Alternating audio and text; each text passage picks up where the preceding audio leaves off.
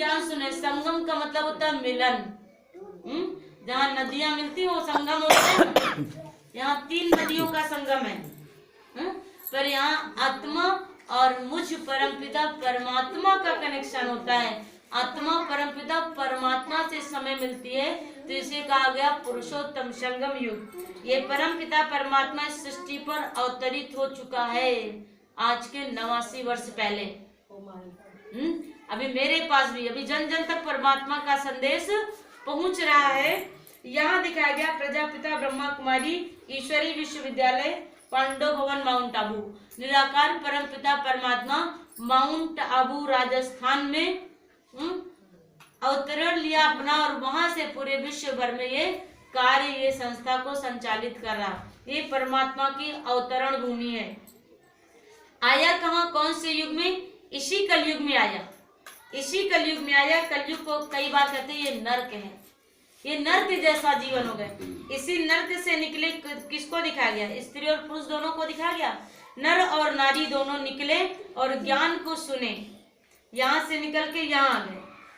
अभी कलयुग से निकल के कहाँ गए? संगम युग में आ गए। देखो, निराकार परमपिता परमात्मा से डायरेक्ट ज्ञान मिल रहा, ये डायरेक्ट कनेक्शन। अभी ये प्रजापिता ब्रह्मा को दिखाया गया और सरस्वती को दिखाया गया। कहते ब्रह्मा के संकल्पों से सृष्टि रची। ब्रह्मा को परमपिता परमात्मा शिव बाबा ने ज्ञान दिया। और सरस्वती को कहते हैं ज्ञान की देवी थी। इनको संकल्प दिया और इनके द्वारा जो है परमात्मा ने जन जन को ज्ञान दिया। इसलिए इस संस्था के जो साकार संस्थापक प्रजापिता ब्रह्मा और जो मुख्य प्रशासिका थी वो मातेश्वरी जगदम्बा को बनाया। उनके साथ कुछ दादियों को दिखाया, कुछ सीनियर से भाइयों को दिखाया जो बाबा के समय थे। वो चित्र के माध्यम से उनको क्लियर दिखाया गया है कि अभी हम संगम युग में आ गए। कोई जरूरी नहीं सफेद वस्त्रधारी ब्राह्मण, इसमें दर्शाया गया। अब यहाँ हम आकर करते क्या हैं? ज्ञान को सुनते हैं, समझते हैं, अपने जीवन में धारण करते हैं। सिर्फ नीचे दिखाया गया जैसे एक यज्ञ है, और यज्ञ में क्या होता है? कोई यज्ञ होता है, कोई आहुति होती है, तो उसमें क्या करते हैं? स्वाहा करते हैं। जो अंतिम आहुति होती है उसमें सब कुछ स्वाहा कर देते हैं। तो परमपिता परमात्मा ने ये ज्ञान और योग रूपी अग्नि अर्थात ये ज्ञान योग के यज्ञ में अपनी बुराइयों को जलाना। देख लो, लिखा हुआ काम, क्रोध, लोभ, मोह, अहंकार, एक चित्र के माध्यम से दिखाया गया है कि सिर्फ क्या करना है? अपनी बुराइयों की आहुति देना है।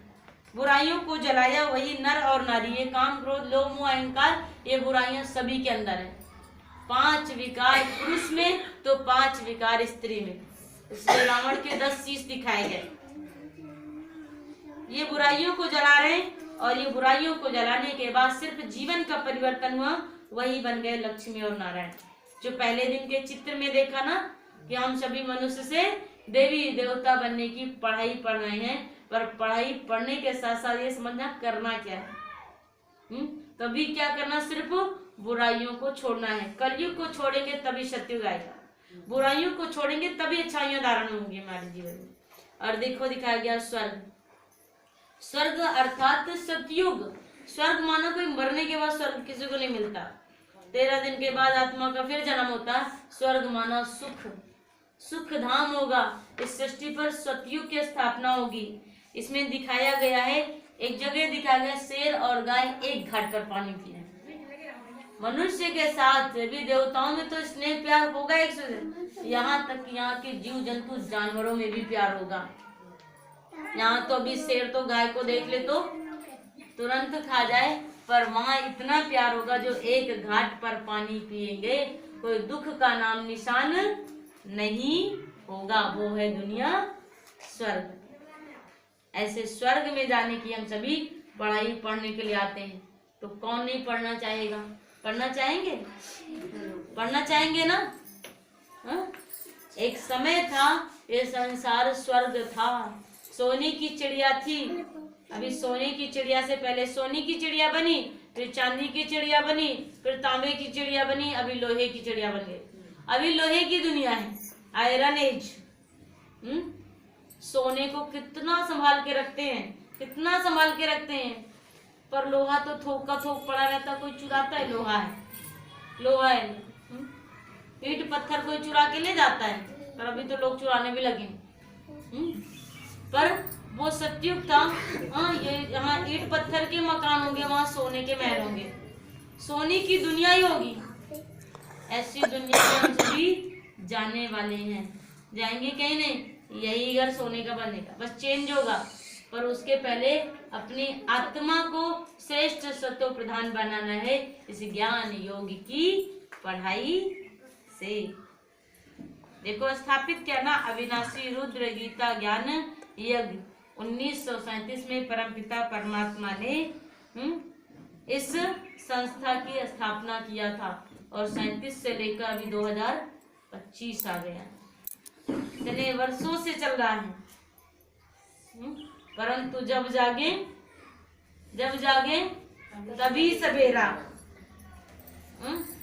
मुझे कोई चीज मिल रही है तो ये सोचो हम सभी का भाग्य है जो मेरे ही घर में, मेरे ही परिवार में, मेरे ही मोहल्ले में इतना उच्च कार्य, इतना श्रेष्ठ कार्य हो रहा है, तो हम सभी को अपना कीमती समय निकाल के आना है, अपने समय को सफल करना है।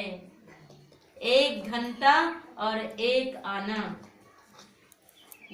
एक आना जो हम सभी कहीं दान पुण्य